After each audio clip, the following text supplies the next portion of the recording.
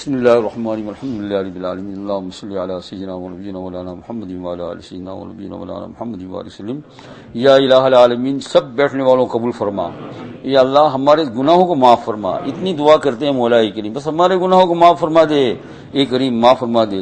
اللہم انک عفو کریم تحب العفو فاعف عنا۔ اگر یا اللہ آج شب قدر ہے یا کل ہے یا پرسوں جب بھی ہے، اس دعا کی ہمیں توفیق عطا فرما دے جو حضور صلی اللہ علیہ وسلم نے شب قدر میں پڑھنے کے لیے یا اللہ ہمیں وصیت کی، نصیحت کی۔ اللہم اعف عنی فانک عفو کریم، اللہم اعف عنی فانک عفو کریم۔ یا اللہ کریم ہمارے گناہوں کو معاف فرما دے۔